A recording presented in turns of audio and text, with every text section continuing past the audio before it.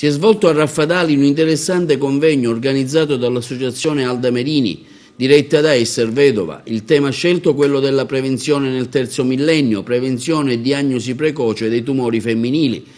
Tra i relatori la dottoressa Antonella Limblici, specialista in radiologia all'ASP di Agrigento, la dottoressa Angela Matina, referente centro gestionale screening ASP di Agrigento, e Linda Liblici, che ha parlato della prevenzione dei tumori mammari. In particolare si parla dei tumori specifici delle donne, per cui abbiamo qua l'onore di avere anche rappresentanti relativamente allo screening e anche rispetto agli organi genitali femminili e rispetto al tumore della mammella.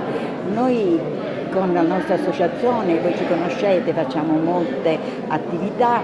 Questo è il secondo convegno. Un altro precedentemente è stato sulla maternità nel terzo millennio. Siamo tante donne, ognuno si occupa di qualcosa di diverso.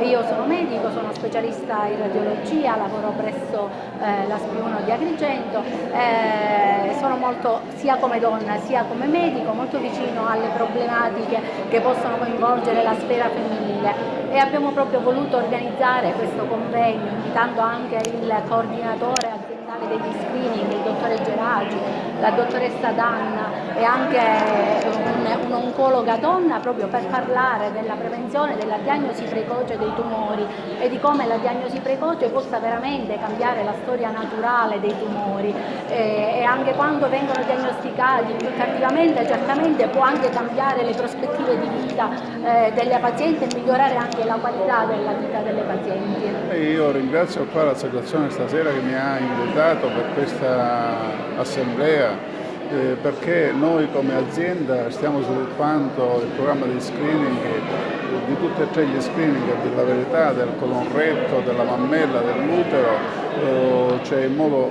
quasi esaustivo. Dico quasi esaustivo perché quest'anno forse per tutti e tre gli screening già concludiamo il primo round. Recentemente siamo stati qua a Raffadali addirittura per lo screening del colon retto, e c'è stata una testimonianza di un medico di medicina generale che mi ha detto che tra i suoi pazienti addirittura ha avuto 10 casi di positività che sono stati indirizzati presso l'ospedale per effettuare la coloscopia.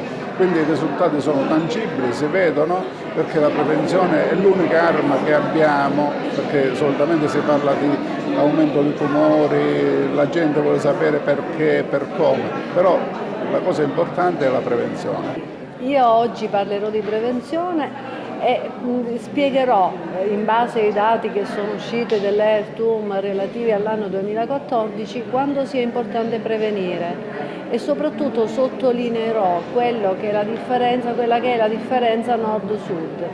In Sicilia abbiamo la fortuna di ammalarci meno, anche le donne si ammalano meno di tumore, però purtroppo in Sicilia la mortalità è molto più elevata rispetto alle regioni del nord.